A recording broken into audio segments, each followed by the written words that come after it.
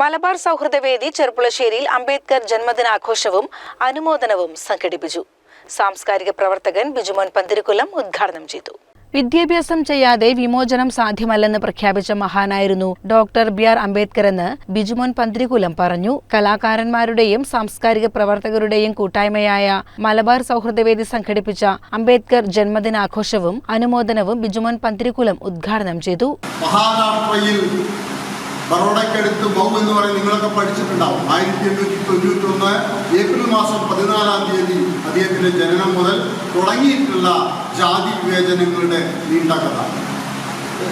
അദ്ദേഹം പഠന സമയത്ത് ബാല്യകാലങ്ങളിൽ തൻ്റെ വിദ്യാഭ്യാസ സമയത്ത് ഒരു ചാക്ക് കഷണമായിട്ടാണ് ക്ലാസ് മുറിയിലേക്ക് വിദ്യാലയത്തിലേക്ക് വന്നിരുന്നത്.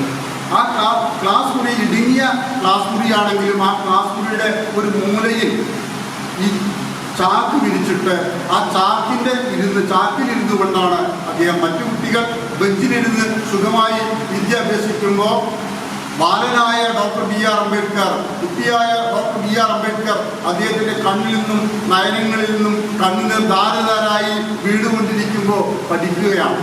ആ പഠനത്തിൽ അദ്ദേഹം ഒന്ന് തിരിച്ചറിഞ്ഞു. തനിക്ക് തിരിച്ചറിയാത്ത കാലത്ത് പോലും കൊടിയ ജാതി പീഡനത്തിന് താൻ ഇരയാവുകയാണെന്ന് പിന്നീട് അദ്ദേഹം മനസ്സിലാക്കി.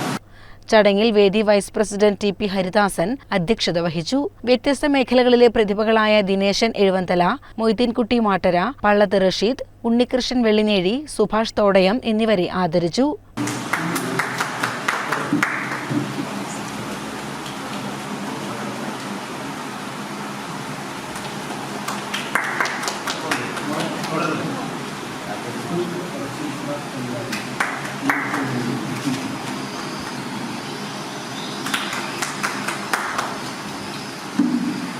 Doctor S. രാജേന്ദു മുഖ്യപ്രഭാഷണം നടത്തി. ഗോപൻ എഴക്കാട്, സഫ്ന റഷീദ്, ടി.പി. സായിനാഥ് എന്നിവർ സംസാരിച്ചു.